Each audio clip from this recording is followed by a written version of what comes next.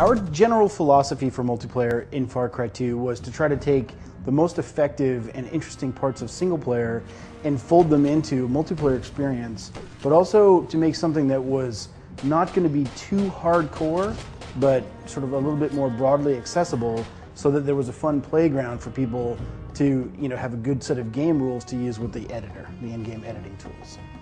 The game modes that are available are the standards. There's Deathmatch, Team Deathmatch, and a slight wrinkle on Capture the Flag, which we call Capture the Diamond.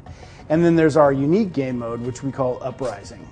It's kind of a territories type game where there are strategic points on the battlefield, and the warlord, who is the boss of, the two warlords in single player are actually the bosses of the factions in multiplayer. And they're constantly giving the teams orders, go steal diamonds for me, or kill those guys, whatever. Anyway, in this case, they appoint one of the players as their captain on the battlefield. And the captain's job is to actually go to those strategic points and capture them. It's a time-based mechanic. So the rest of the team has to protect the captain and sort of assist him as he's working his way across the map. Once one team controls the entire map, the job is to hunt down the captain on the other side.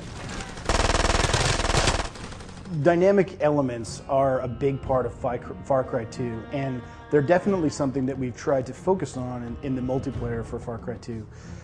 Fire is really one of the most powerful dynamic elements that we have, and it's propagated in the environment in a realistic way, which means that things that should be able to catch on fire can, based on the weather conditions and based on wind.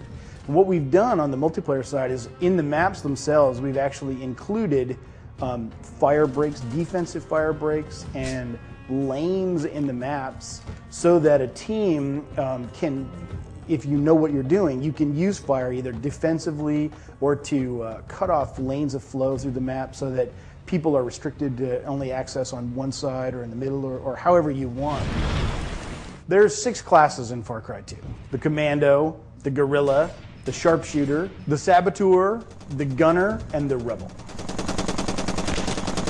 We have quite a few different classes of vehicles in multi. We've got flying, boats, and land-based. We've got gliders, which are obviously a real signature vehicle in Far Cry, in the Far Cry series. We've got several different types of rovers. We've got jeeps, cars, land buggies. We've got swamp boats, big fishing trawlers, and of course there's armed versions of all of those. There are 3 different turret weapons, and those turrets are actually attached to the rovers and to the boats. So each one of the maps actually has quite a bit of variety in terms of the types of vehicles that you'll see and the types of weapons that are available attached to all of them.